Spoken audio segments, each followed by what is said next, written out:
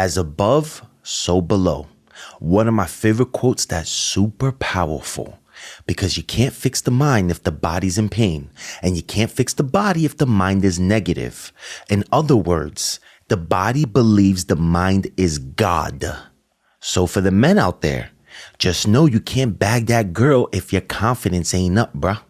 And for the ladies, you can work on the glutes all you want in the gym. But you can't get that butt until you fix that gut. Because everything is connected in the body. For an example, every organ and gland in the body connects and works with the muscle nearest to it. This connection is made with the nerves that connect right back to the central nervous system. Those nerves run up directly to the brain and communicate inflammation and pain.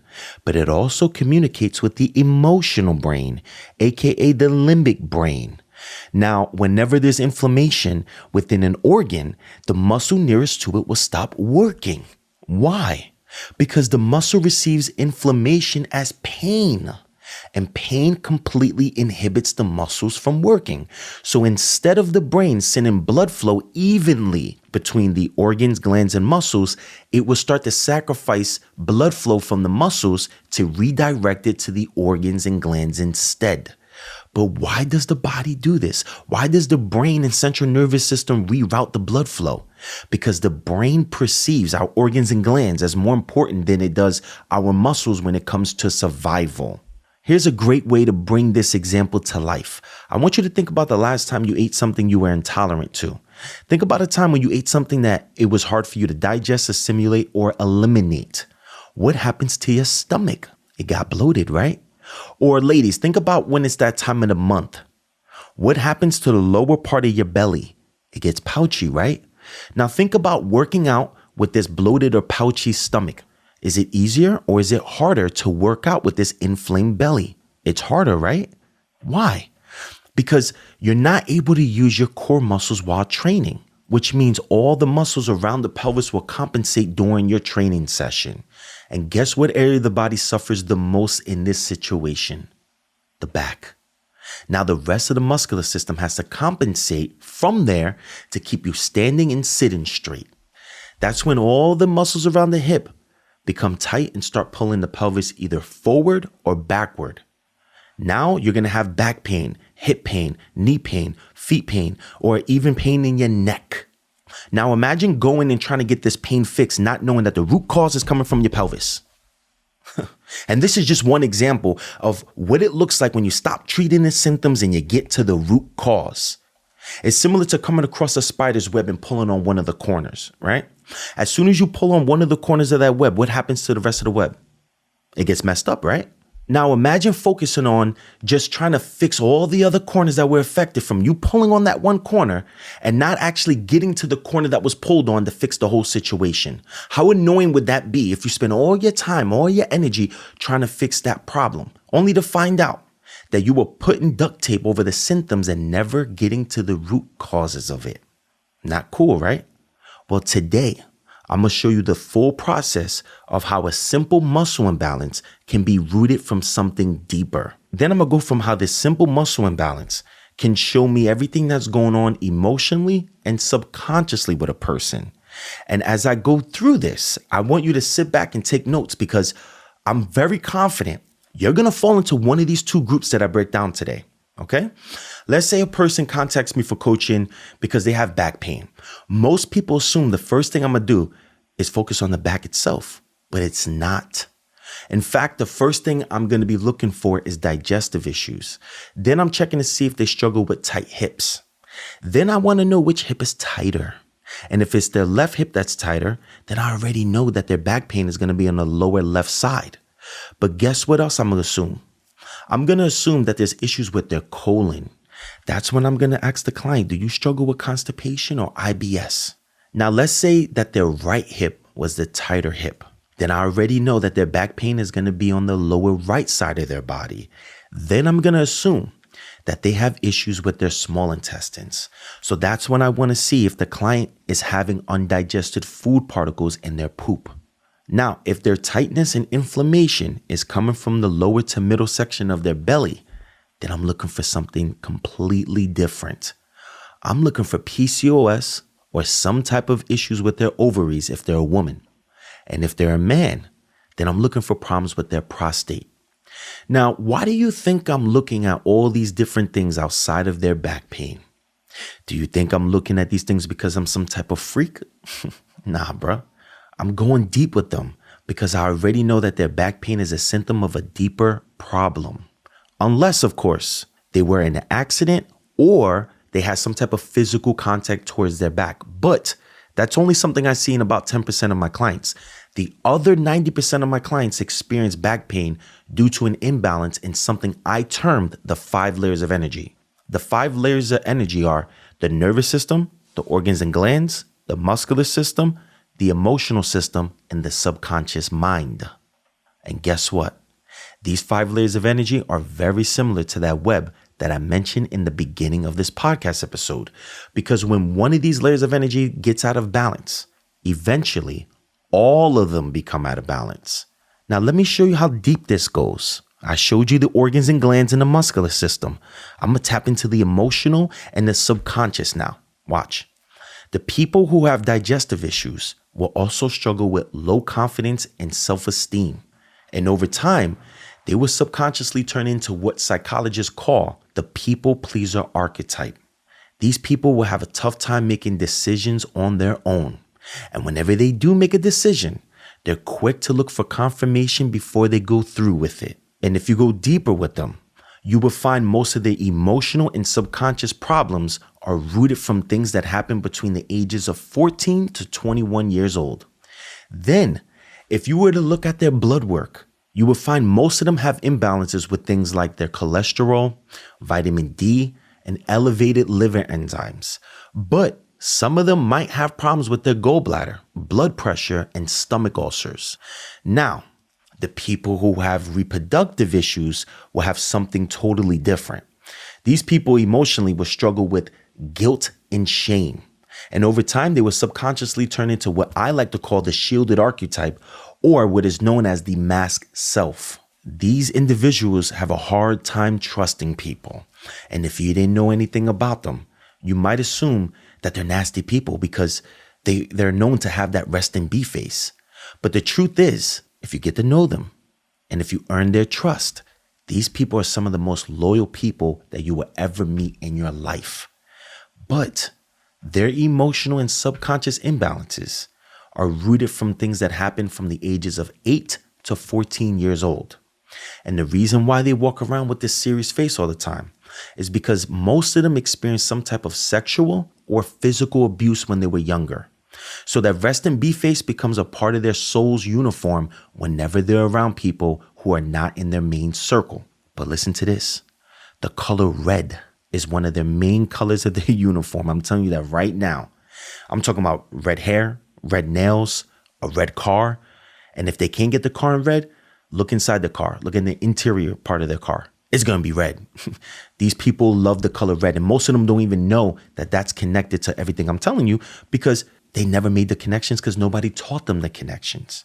Now, if you were to take time to look at their blood work, you will find imbalances between their testosterone and estrogen ratio.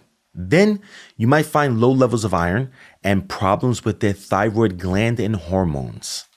Here's the interesting part. Both groups will have something in common when it comes to their blood work. Both are going to have issues with their glucose levels, specifically their fasting glucose being high. And the second thing is, both of them are going to have imbalances with their A1C. Some of them might be pre-diabetic, but most of them will be insulin resistant. Which then brings me to the third thing. And the third thing is something all of them struggle with, and that's a fungal infection. Now sit back and think if you were able to connect with any of these things that I just said. And if you didn't, I'm telling you right now, listen to the next part and see if you do. And I'm pretty sure most of you are going to connect with the next thing I'm going to say. Because the next step of this holistic process is seeing the client in person. Sometimes it's on Zoom, sometimes it's face to face. And the first thing I'm looking for when I meet with them is watching their body language when they're talking to me. Because the people that have digestive issues will have their heads falling forward with their shoulders rounding with it, right? Like they're falling forward. And then if I step to the side to look at their posture, I will see their hips tilting forward, which then forces their lower back to curve in. You see, These people have tight hip flexors, which are the muscles that are located in front of the body. Those hip flexors will start pulling the pelvis forward, which then forces that lower back to curve in. But guess what?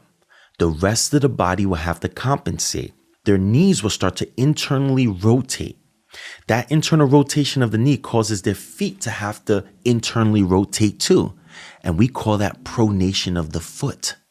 And pronated feet will cause a person to develop flat feet. If we were to go up from the pelvis to the top of the head, you will see the middle of the spine starting to compensate. The thoracic spine won't have any support from the muscles that cover the shoulder blades, which are called the rhomboid muscles. So the muscles around the neck, like the trap muscles, take on the load for the upper body. Then the neck flexors, which are right under your jaw and your chin, become weak. And all of this causes the head to fall forward and the shoulders to round forward with it. Now, the people that have reproductive issues, the first thing I notice when I meet with them is that they have a hard time staying still. But that's only until I gain their trust, which might take a little bit of time. But as soon as they start to see the connections that I'm about to share with you, they start calming down real quick because their issues are completely different than the last example I just made. Instead of their hip flexors being tight, forcing their pelvis to tilt forward, their glutes are super tight, which then forces their pelvis to tilt backward. And if you were to look at their posture from the side, you won't see that lower back curving in like the last group. Instead, you will see no curve at all, like a straight flat back that's going straight down. But you will also see the butt cheeks squeezing from the side. And when I say squeezing, I mean squeezing, bruh. I joke around with clients all the time and say, you could put a pencil in between their cheeks and that pencil won't move. That's how hard that their glutes are gripping. And this posture is something we call heart bottom syndrome at the Czech Institute. You can find people who have inflammation or some type of surgery that was done in the area of their reproductive system struggle with heart bottom syndrome. But you will also find this imbalance with women who had a C-section. Remember, when one layer of energy is out of balance or even damaged, the rest eventually get out of balance too, right? So whenever a woman has a knife that cuts through the muscles and nerves, it's important that they retrain the deep core muscles after they recover from giving birth. Because if they don't, then the nerve and muscle connection is completely weakened, which means whenever they run, walk, bend, turn, sit, or stand, they're not using their core muscles to help them with those movements. And guess who comes in to do the job? All the muscles around that hip. Now, as this causes the hip to shift backward, the middle of their spine will start to hunch over. It kind of looks like they wore a heavy book bag their entire life and they finally took it off. So instead of their head falling forward like the last group, their head would be pulled backward as if they smelled something that was nasty. And the muscles in the back of their head, like the neck muscles right under the skull, would be super tight. But if we were to look at the muscles that are compensating below the pelvis, you will find that their knees are not internally rotated like the last group. Instead, the knees are pointing outward. Then you will find their feet pointing outward, and over time, this will cause the arches of their foot to be in pain. I hope you're starting to see how both groups will have completely different symptoms and root causes to their problems. But why do we treat both groups with the same program and healing protocols? Because the system teaches professionals to look directly at the corner of the web that is most damaged. The fact is, professionals are not taught or trained to look at what came first, the chicken or the egg. And guess what? I almost fell into the same trap when I was studying Western medicine in college. And this Western mindset almost stopped me from learning this deep knowledge. That was until the day where I became super frustrated on trying to fix this back pain that I was struggling with. I was going into my junior year, which is a very important year for athletes. If you know, you know. I was asking all my professors who were doctors about a deeper connection to things like back pain, hormonal imbalances, and mental health. But I started to become a little skeptical because they always thought the solution was directly connected to things in isolation. So after a while, I kind of stopped asking them and I started going online a little more. And that's when I came across a video titled, Why Your Back is Always Jacked Up. And to keep it real with you, I avoided clicking on this video for months. Mad long. I did not want to click on that video. Why? Because the dude that was in the thumbnail and the dude that was making the video wasn't a doctor. And it was hard because every time I was Googling something or going on YouTube looking up something, this guy kept on showing up for all the problems that I was dealing with at the time. So one day I became a little frustrated and I finally gave in. I clicked on the video. And the first thing that this man said is the reason why your back is jacked up is because your gut is always inflamed. Then he said, if you get bloated and gassy after eating things like dairy, grains, nuts, or seeds, eliminate them for a week and watch your back pain disappear out of nowhere. And I was like, damn, yo, I'm always farting after having dairy and grains. Like that was normal for me. And then I was like, yo, maybe this guy may be onto something. So I took dairy and grains out of my diet for a week. And within like 3 days, no BS, my back pain and tight hips went away. And it was incredible because now I was able to squat heavier in the weight room with my teammates. I was able to run and cut faster on the football field. And I was literally just blown away. But there was something else that was more interesting for me during this time. I noticed that I no longer struggle with brain fog and fatigue as much as I used to. And after seeing all these results in just 1 week, I went right back to my dorm room, went back on YouTube and watched every single video that this dude uploaded. Now, the person that I'm referring to went by the name of Yo Elliott. And he became the first person I've ever seen in my life that I said, that's going to be me one day. Even when I didn't know what I was going to do. I thought I was going to the NFL. But for some reason in my heart, I'm like, yo, my intuition was just telling me one day I'm going to be doing exactly what he's doing. But then I wanted to know, where the hell did you learn all this information from? And that's when I came across Paul Chek, the godfather of holistic health. And can you guess what he said in the first video that I clicked on his YouTube channel? He said, the major difference between holistic health and Western medicine is that Western medicine focuses on the area of pain that a patient is experiencing, but holistic practitioners focus on the full connection. And that's when he said, think about a spider's web. If you were to pull on one of the corners of that web, you would see the whole web be affected. Instead of looking for what caused the web to get out of balance, Western medicine treats the part of the web that is broken. But holistic practitioners look for what is causing the web to be damaged in the first place. And that simple example right there blew me away. It made sense to me.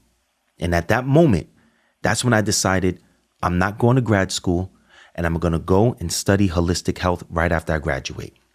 And that is what inspired me to become a holistic practitioner today. But imagine if I was closed-minded. Thank God I wasn't closed-minded at the time. And if you're still here with me right now, that means you're not closed-minded either. Now, this is only my 6th episode since I restarted this whole podcast thing. And I got so many other episodes that we're going to go deeper with the 5 layers of energy. But I'm telling you right now, I don't want you wasting any more time, and I don't want to waste my time trying to explain these things in videos and podcast episodes if you don't actually break the trifecta effect first. Because the trifecta effect will cause the nervous system to get out of balance first, then the organs and glands. Now you're inflamed. Then emotionally, I can't help you with any motivation. Subconsciously, you're going to repeat the same habits you did yesterday.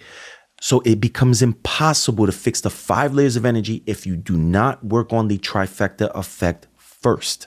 So you can start by rewiring the nervous system and organs and glands the same way all my clients go through in my coaching program by watching or listening to my previous episode, Why You're Constantly Hungry and Exhausted, the Root Cause. I left the link down below for those that are listening, and you can click right here and tap in if you're watching this on YouTube, bruh.